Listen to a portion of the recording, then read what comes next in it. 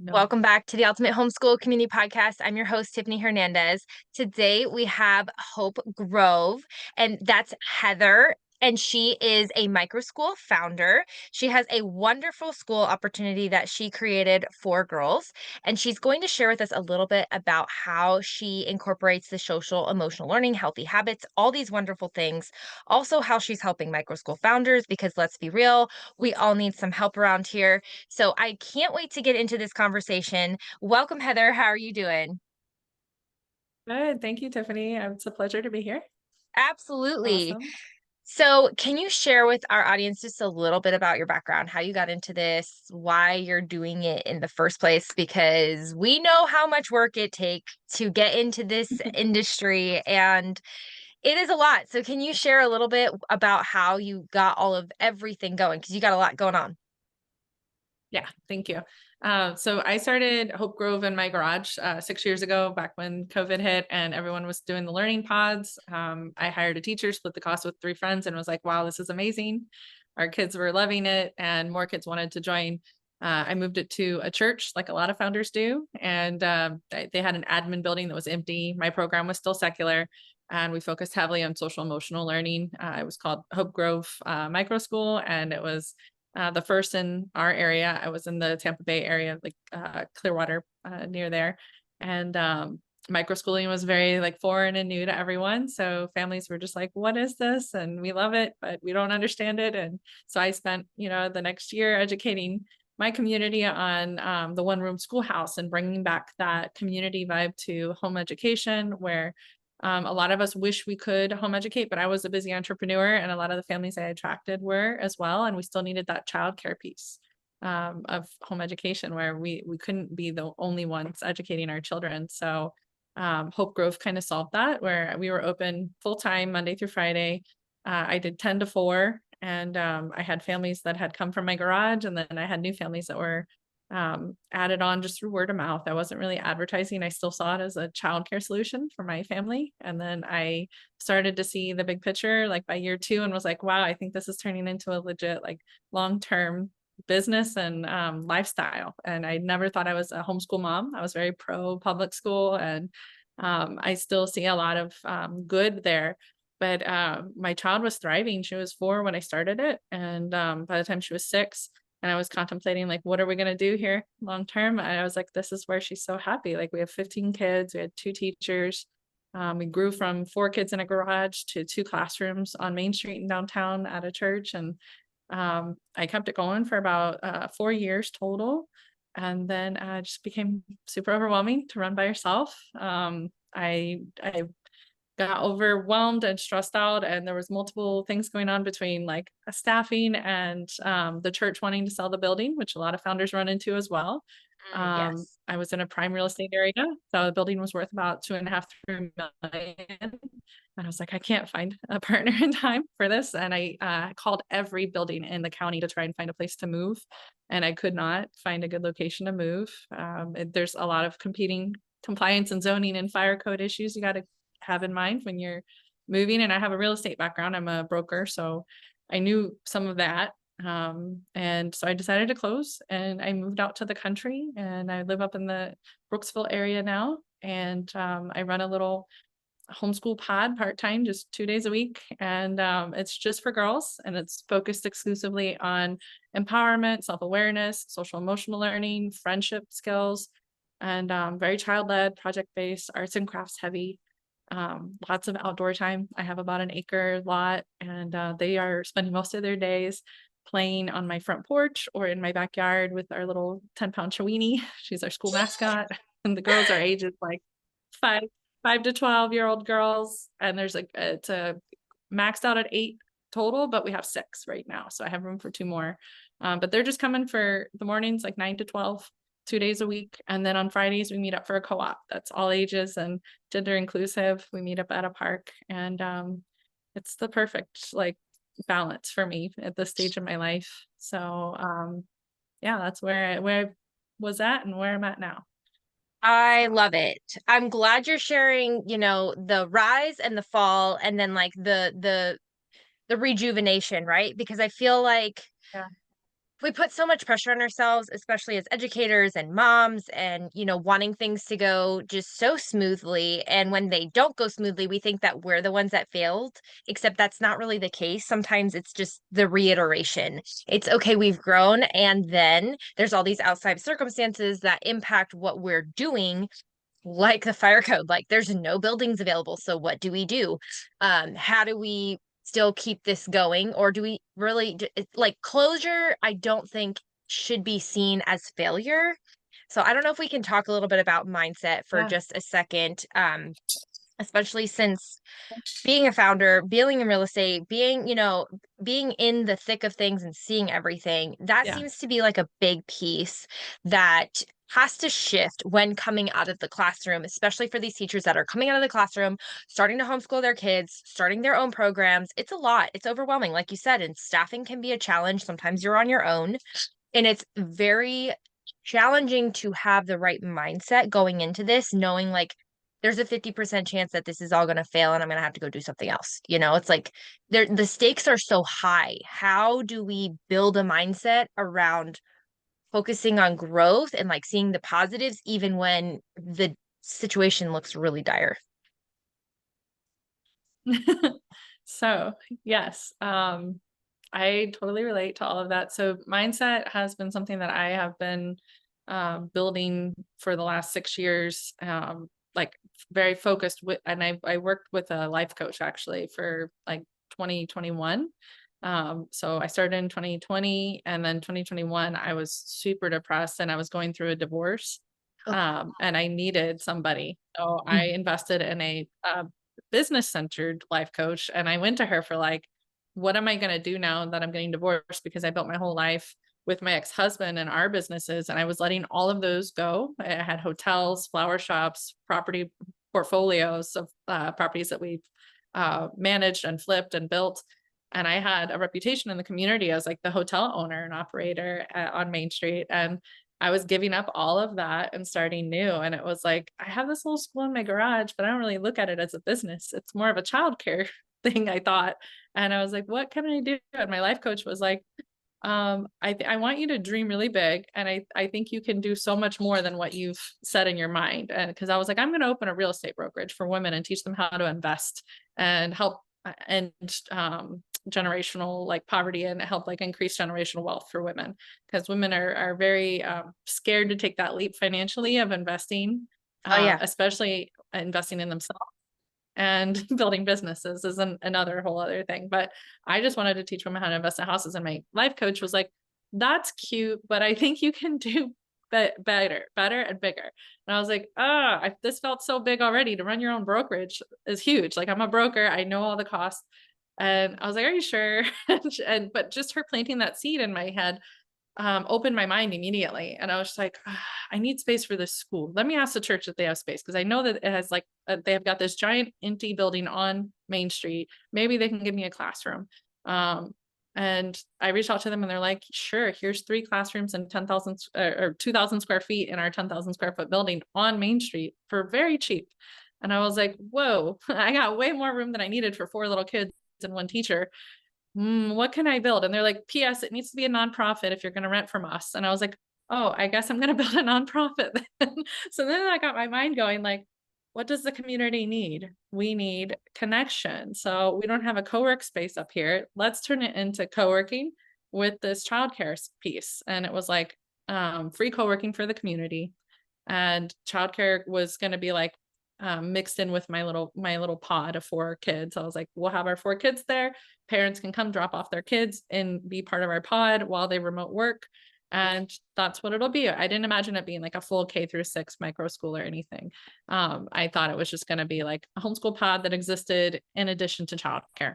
And it ended up like moving into a full K-6 private school, because DCF showed up one day and was like, you're running an unlicensed childcare center. I was like, oh, okay, well, here's my teacher and our curriculum. And actually it's all educational and these are school age children.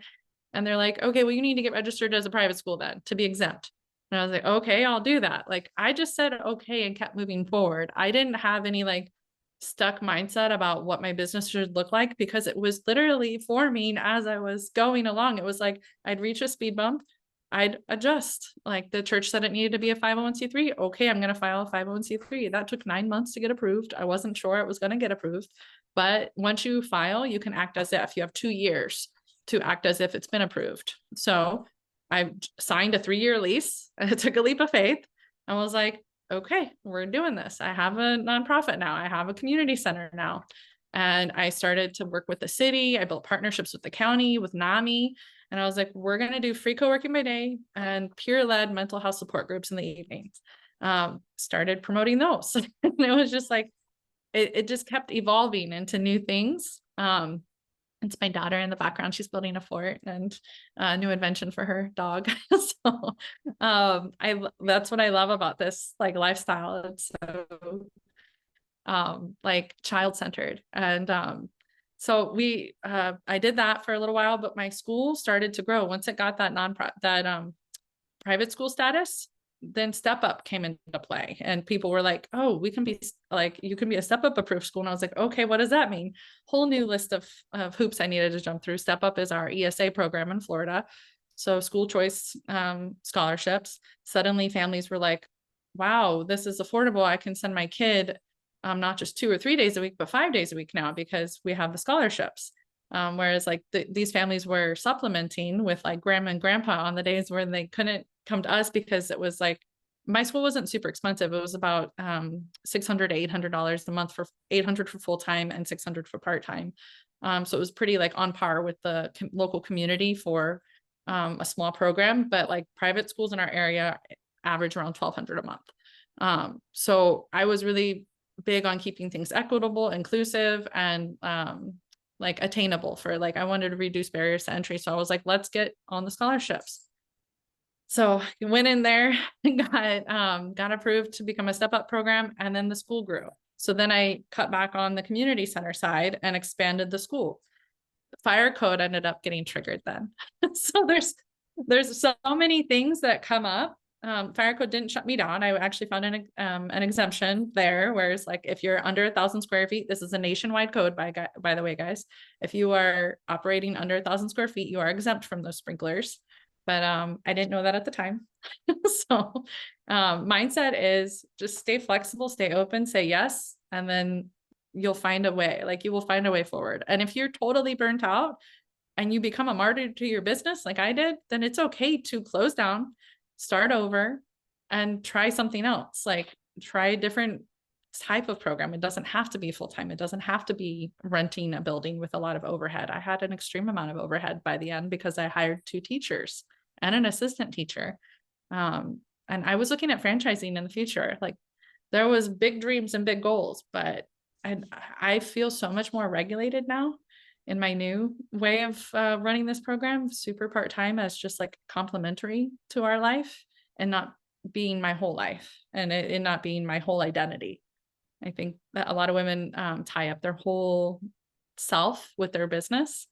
And then when the business doesn't go well or it's struggling, they see it as a worth thing of like, I'm not good enough at this. And that does so much damage to everything. So it has nothing, like the economy, the market, families, staff, all of that fluctuates.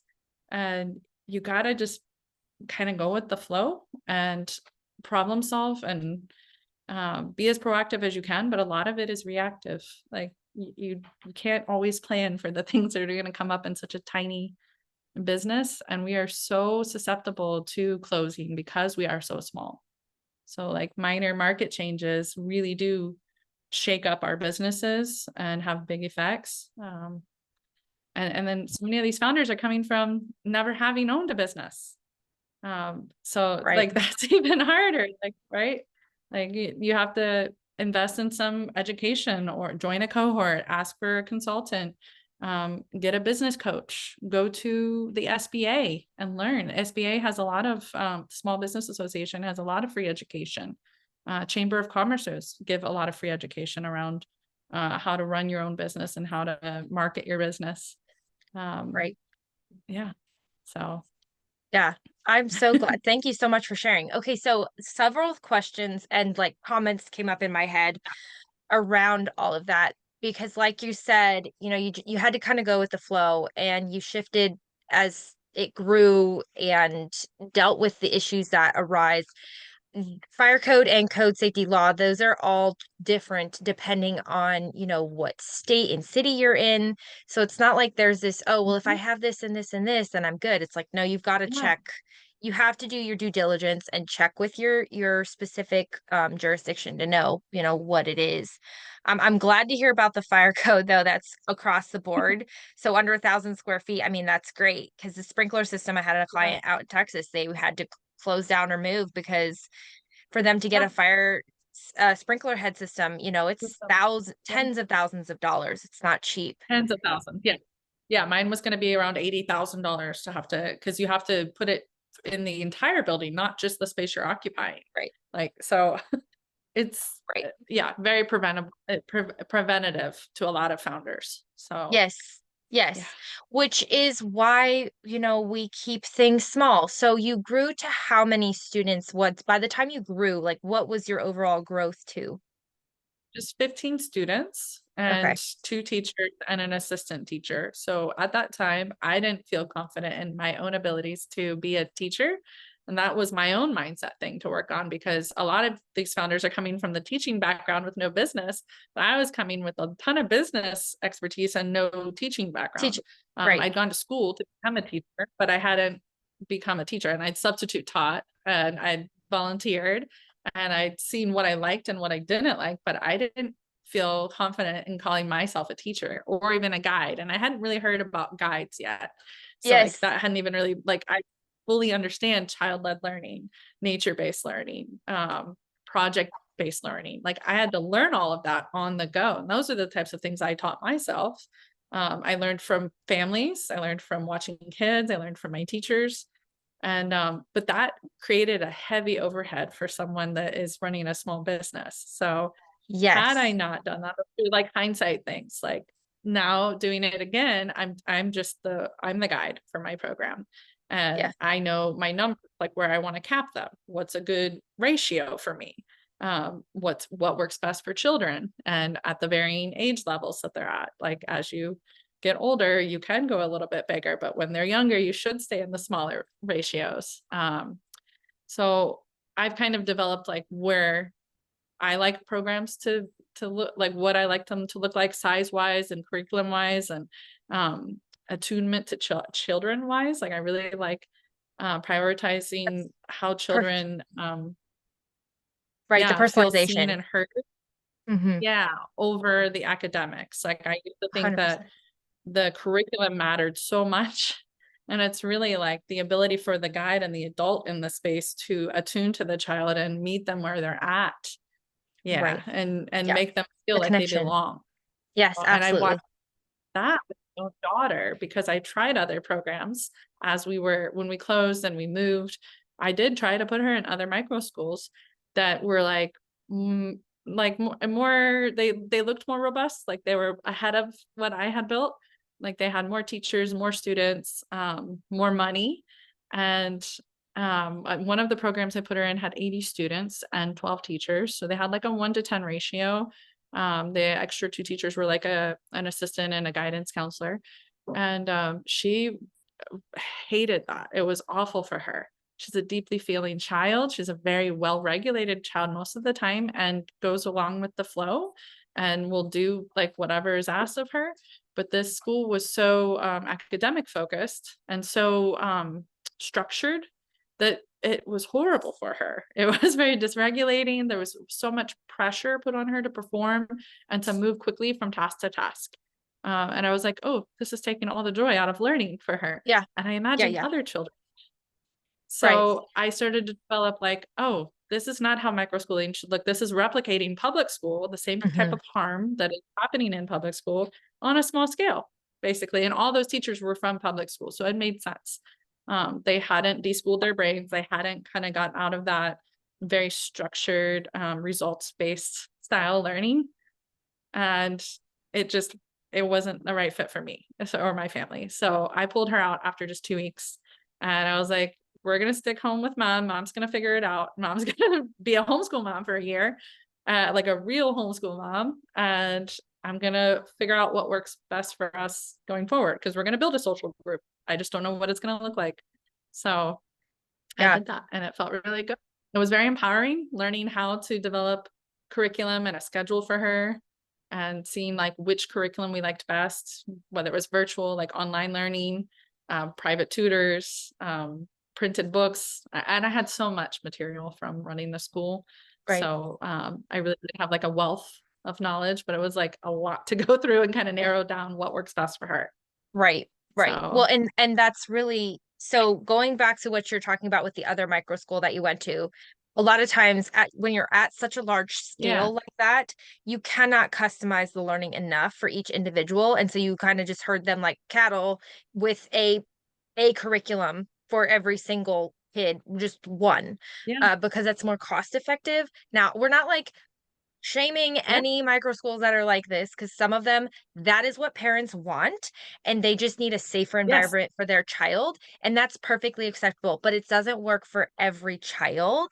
If it works for your child, great. If it yeah, doesn't work for your child, keep looking, because there are other programs out there that are more child-centered, more personalized. They don't have all these rigorous academic, pressures.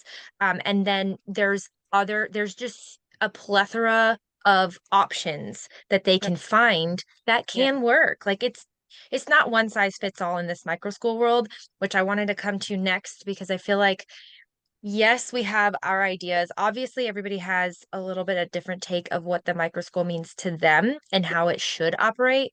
And like for you, you're basing yeah, it off of what your specific child needs, which is what it should be. Right. Whereas, like, yep, maybe another person is yeah, like, no, my kid is such a brainiac and they need to be so challenged and they need to have this pressure on them and they like that. Can you yep, share a little bit? Because you've been in the world of micro school for a while. You've helped with yeah. programs, you've helped others set up their things. Can you share a little bit about what you've seen in the differences of all the different micro schools that you've helped with? Because I know I have experienced this, and maybe others have well as well, where it's like, well, your program isn't successful because it doesn't look like this, or your program isn't actually micro school because it doesn't look like this. And I feel like we get Yeah, caught up in the verbiage instead of just like seeing the success for it's for the kids. So what can you share about a little it bit about is. that? Yeah, sure. So I've coached founders nationwide through the Catalyst program with KaiPod last summer, and I got to know a varying amount of programs, everything from somebody doing a virtual micro school to running like a middle school based one, or a high school only, and where they're meeting like 1 or 2 days a week and doing the rest of their work online. And then I've been part of programs where they're 60 to 80 students, but they're not academically rigorous in that way that the other program was. They're more project based and more STEM centered. There was a lot of STEM in that program, I remember. And then there's the farm programs that I've seen. There's a bunch of founders that we had that were opening like farm based schools or farm schools, where they're run out of a pole barn or they're run out of somebody's home, and then they've got acres and acres of land. They've got farm animals to help take care of, so they're learning animal husbandry and survival skills mixed in with the academics. Then there's programs that are just enrichment based, and they're still called micro schools. They're not academic at all. They could be a learning pod, hybrid homeschool. There's all these different like words, as you said. We do get mixed up with the verbiage, and micro school is kind of like a catch-all for me anyways, where I'm talking about like it could be a learning pod, a hybrid homeschool, a full K-12 or K-6 private school. It could be open part-time, full-time, online, in person, varying different styles of learning. And yeah, you're right, like every kid thrives somewhere, and we don't know where that is until we start teaching them and getting to know them. And you might get kids that come to your program that don't thrive at your program, but you know that they will thrive at your friend's program, and you can refer them to another school. That's another thing to think about too, is that like I would always tell families, we are so inclusive. We welcome everyone, but we are not for everyone, and we don't want to be. Like that's not our goal. We are highly focused on meeting the child where they're at, focusing heavy on social emotional, prioritizing feelings before academics. And that may not be for everyone, and that's okay. We also needed children that were more regulated. Like we were not able to serve every special need. Like there was children that just needed like an RBT with them, or they needed mom closer. And like we were not equipped to have parents on site in the classroom. Like it made other kids sad and miss their parents. So like I had to learn how to create those boundaries and those expectations as I went along. Cause again, I didn't have that teacher experience. So I hadn't learned what it was like to deal with families at scale. Like I had done families like just 2 or 3 at a time, but once you get up to 15 kids, there's a lot of varying needs, expectations, and even some entitlement that comes in from parents where they feel like when they're so involved in such a small school, they feel almost entitled to how decisions are made and how it functions, and when changes are implemented. And yeah, especially if they invest at all in improving your program. So I had lots of families donate like gardens to us, or IT, like our camera system. That was a donation from a family. And then putting up like a privacy on our fence. Like there was lots of opportunities that families took to donate and get involved, but then it also kind of came with strings attached, I learned. So it's really important that you don't give away that like decision-making power and like have this sort of like insecurity around families, because a lot of families will feed on that and feel like they have more pull or power in your program. And then that gets murky and messy. And it's hard. It's really hard. Like knowing how to maintain boundaries and protect your mission and your vision. Like it's your baby. Like that was the hardest thing for me, is remembering that this is mine. I built this for my child and my community, but it's mine. Like it was my vision, and it works well on its own. Like that's why these families came here. They were attracted to how it was when I built it. There is no need to take their anxieties and morph it into something else. And that's what I made the mistake of doing my last 6 months. And I really do attribute that to closing mostly. Like that, the biggest thing of me not trusting me and letting them get too involved. And it became more stressful. I lost a lot of the joy. Like I even noticed it with the kids, like they weren't as excited to come. And I was just like, no, this is not what Hope Grove is about. Like we are about like growing joy and protecting hope. And like that is what I loved about my program, is how excited the kids were to be there and how mad they were if their parents showed up early. They did not want to leave early. They're like, no, it's the end of the day. No, we're not ready to go. And that's what I have now, again, at my home. When the girls come, they are so excited to be there. They could care less that their moms are there trying to say goodbye. They're like, bye, mom. Like, I'm good. And if their moms show up even 5 minutes early, they get upset that they're leaving first or leaving early. And that is the type of program that every program should aim for. Whether you, whatever type of format you are, the kids should be joyful, excited, and emphatically excited to be there. Like, not like, it's okay, baby, I'll be back in 3 hours. You know, like, I hated that. I hated leaving my child in preschool. I tried preschool briefly, and it was awful. It was like ripping her off of me, like begging her to be okay. And it was so dysregulating. And that's what we're trying to not build in the microschool world. We're trying to build emotional regulation, resiliency, growth mindset, confidence, social skills. Like I think those things are what good micro schools prioritize. And that, I think that's the only differentiator, is that you prioritize the children, you center the children and their families, like their like health of their families. Like, do we have a healthy home life? Do we have a healthy school life? Are we happy to come to school every day, or most days anyways? Everyone has bad days. Are we thriving? Like those are the types of measurements I think that matter ahead of the academics, because the academics, we can fill in the gaps. We can find the tutors, we can find the therapies that they may need. We can deal with all of that. But first, the children need to be happy, healthy, loved, well-regulated, Right. heard, seen, all of that. Right. Right. So Right. yeah. Right. I'm so glad you mentioned about your families taking over the program because I think this happens quite a lot and I don't think it's talked about enough. We might have to have like a whole separate podcast on just that because Yeah. we want to please the community. A lot of us come out of this, we just like by nature, we are people pleasers because Yes, that it's was in our people nature pleasing. to nurture. Yes. It because of our Yep. nurturing nature, we end up wanting to make everybody happy, but Yep. in the long run, that ends up making us not happy. And there is a lot of resentment. And there is a lot of, I don't trust Yeah. me because of what they want. I want them to be happier than what I'm trying to build. And that Yeah. does not help the program to stay true to itself. That's something that I also help when I'm working with clients as well is like your Yeah. mission is your compass. Like you do not let that thing go. That is your ticket.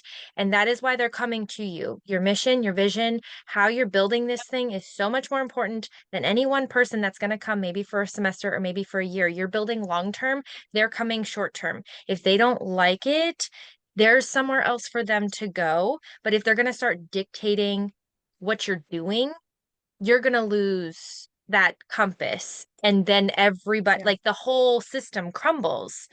And It I does. think that's Yeah. something that as educators, we get really it happens so quick because we don't want people to Yep. leave because we don't want to lose numbers because we don't want to like you said the market can shift just ever so slightly. We lose one student, we could close. We lose two students, like we're done for.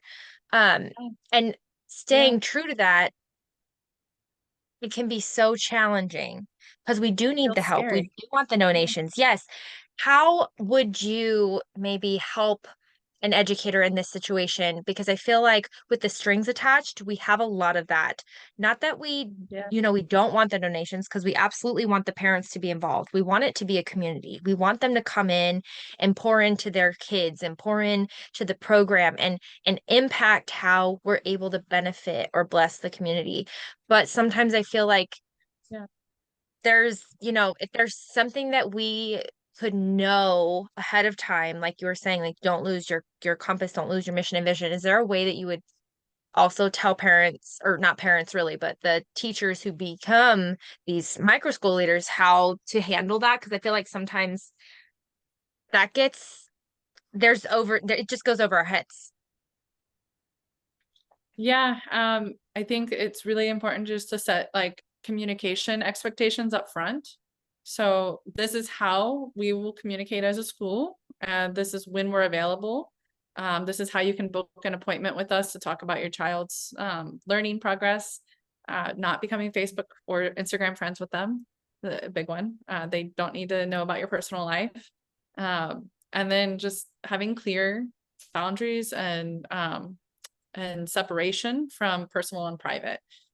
So like lifetime, all of that. Like you, at the end of the day, you go home and you are done. Like you're not talking to parents after school unless they've scheduled an appointment with you on your calendar, like in advance. And you're not taking late night texts and phone calls from them. You're not adjusting your whole schedule or day or program to accommodate one child if it's not something that's already been discussed in a private meeting and it has been implemented through like an IEP.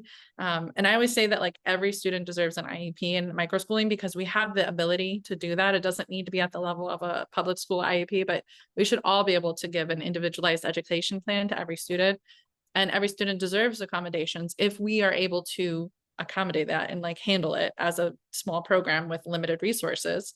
But we don't need to be um, catering to one family just because we feel guilty or obligated or whatever because they did such and such or donated whatever. Mm-hmm. Um, that where the strings come in. And I had struggled with that a lot with one particular family where the mom constantly was in the classroom, constantly helping with organizing curriculum. And then that turned into like being in the classroom more than I wanted her to. And then she became friends with the teachers. And then it just started to cross so many boundaries because then they're like hanging out in their off time, like socially. And then it became like talking about income. And then it became talking about like, we could do our own thing. And then became talking to other families and saying, you want to join our school?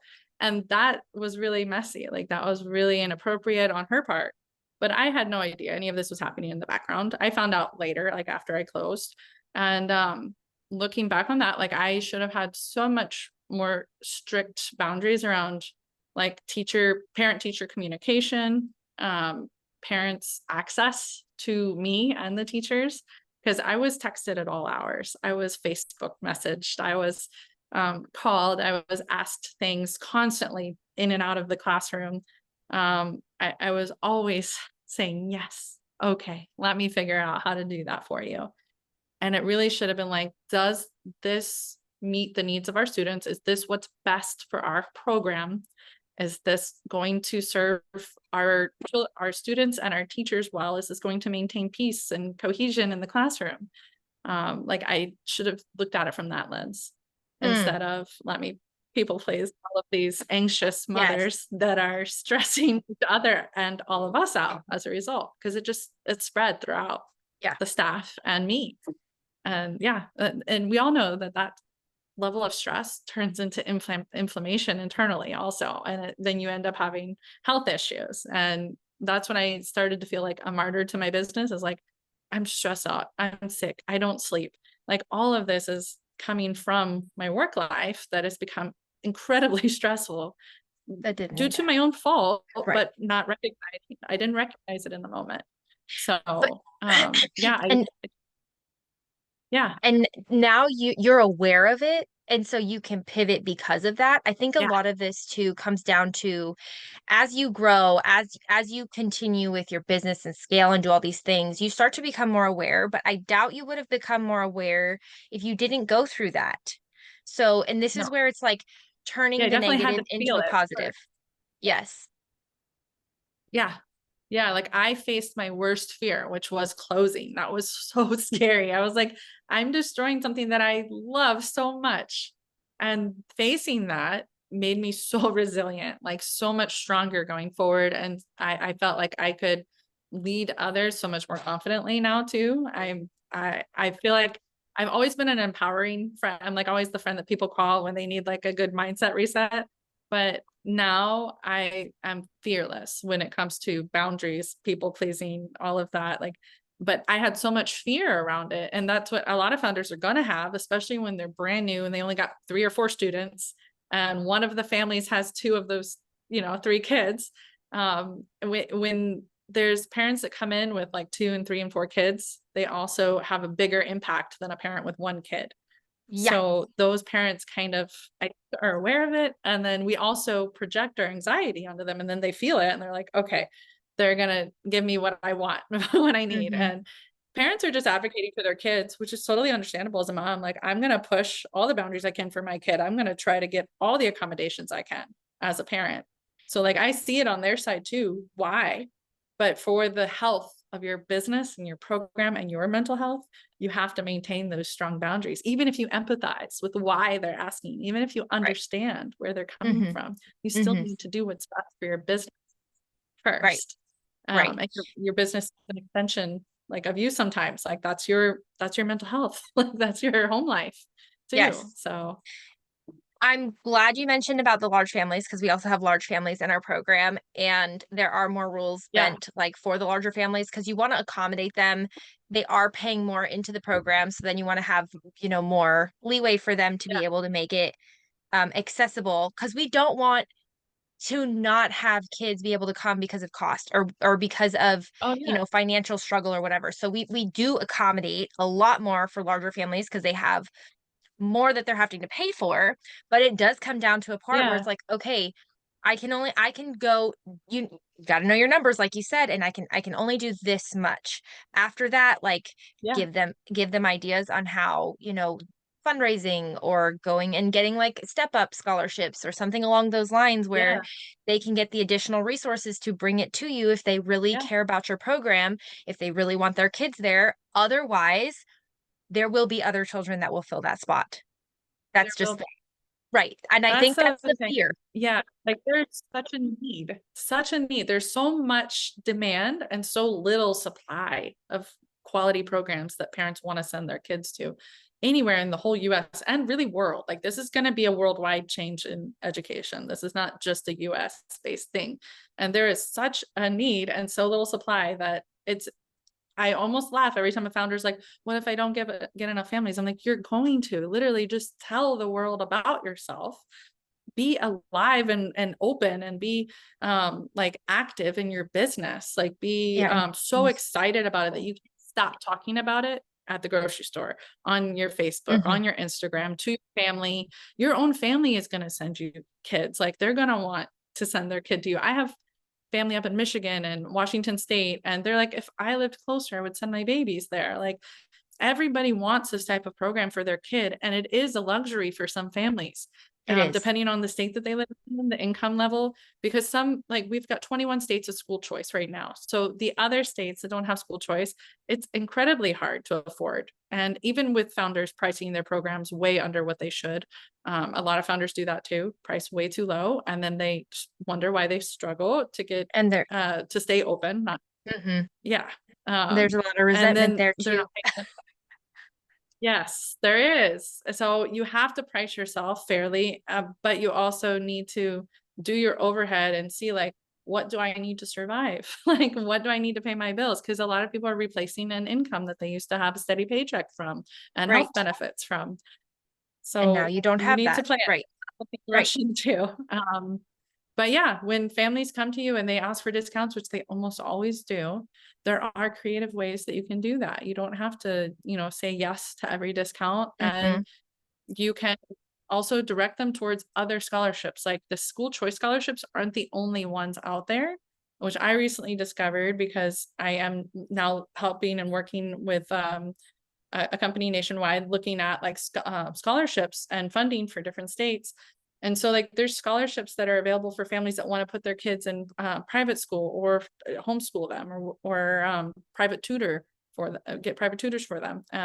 And a lot of families have like diagnoses that further help them get approved for funding, like of ADHD or um, autism spectrum or any of those like qualifying Right. diagnoses. So it's not just school choice. There are other grants and Right. scholarships out there. And There are yes. I I often tell founders like you can educate your families on the options to invest in their children's education. Right. And you can work with them as far as like maybe they don't come full time, they come 2 days a week or 1 day a week. And then Yes. as they're able to earn money and save, they can come Yes. more. Right. Um, Exactly. I'm glad you there's mentioned always a that. way. Yes. Yeah, that's Being what most of my flexible with families did.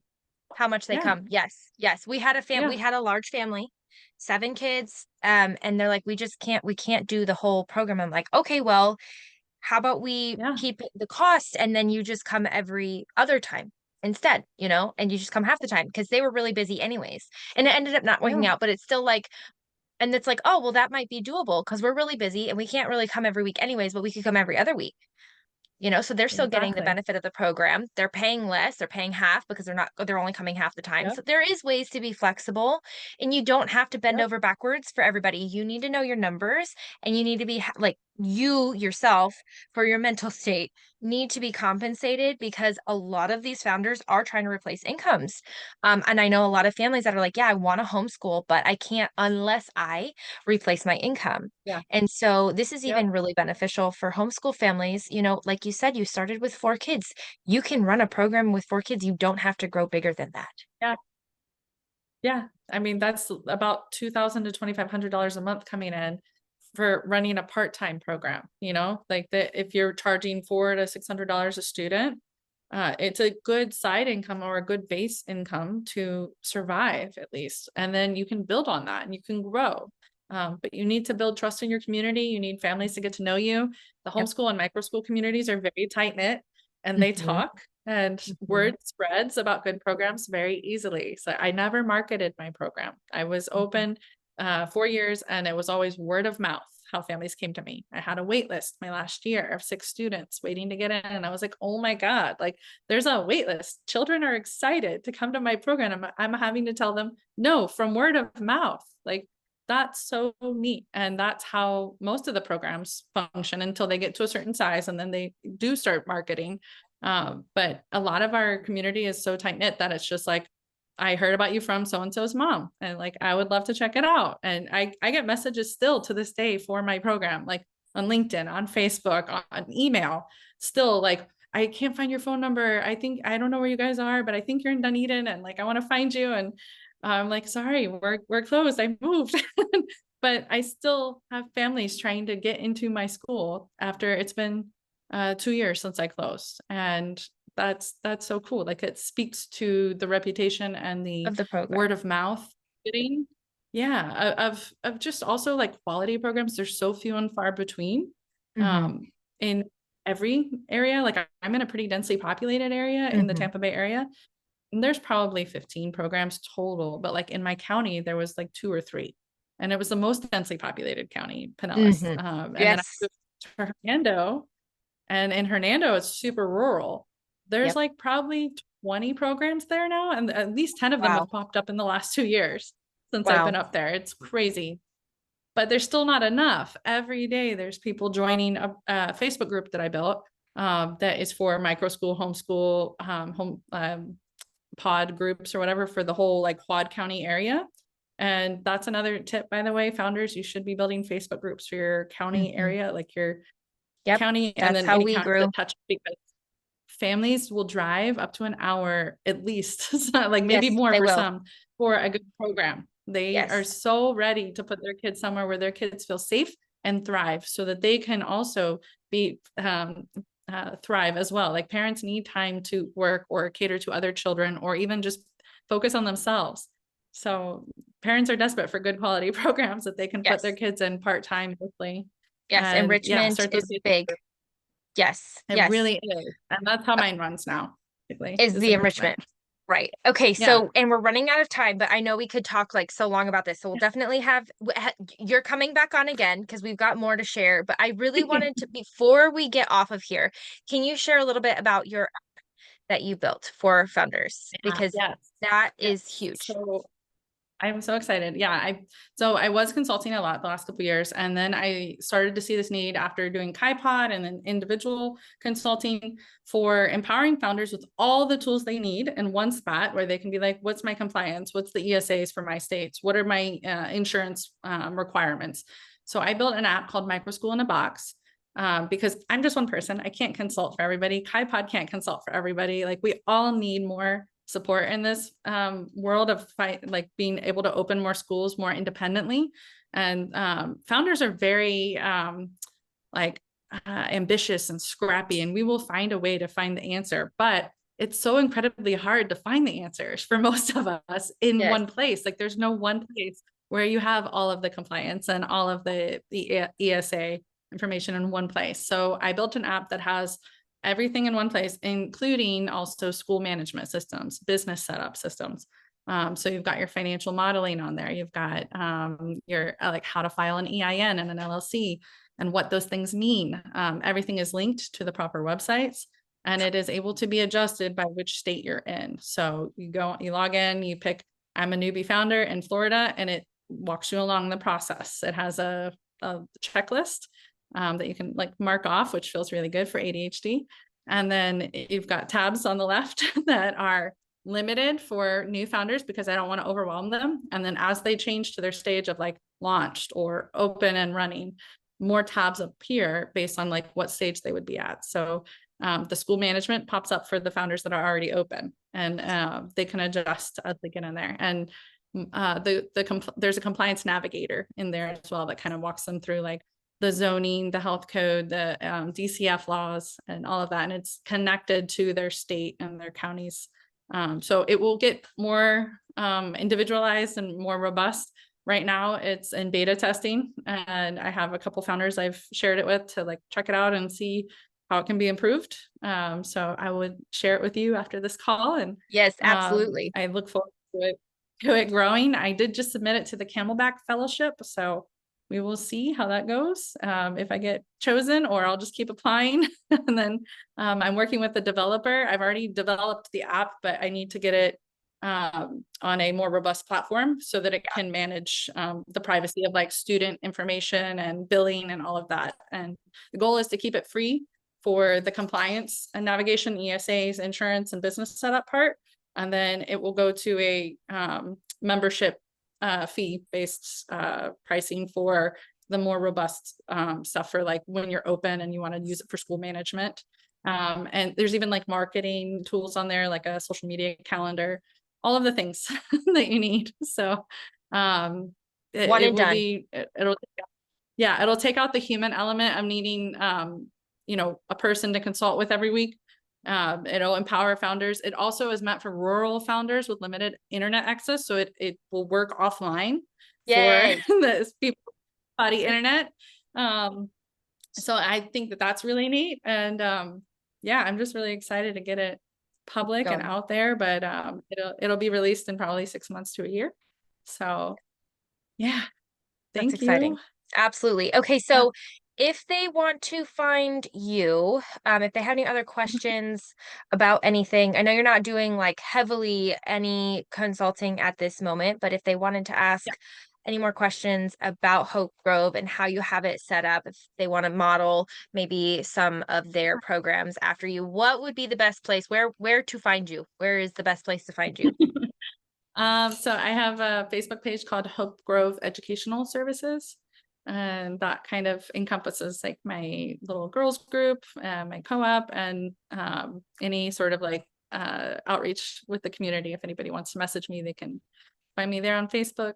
And then, yeah, you can find me personally on social media as well. And feel free to message me. I will usually respond. I'm not too busy to at least say hi and here's how I can direct you to support. So Yes, yeah, I love absolutely. helping founders. So Yes, yes. Well, this has yeah. been such a pleasure, Heather. Thank you so much for coming on, and we will definitely have you on some more to talk about all the ins and outs of just being in this industry because I feel like every day something has changed and we've upgraded and Yeah. there's new things going on all the time. So much. Well, I mean, yes. Yes. Well, thank you. I feel All you. right, happy homeschooling, Thank you. everyone. We'll see you next time.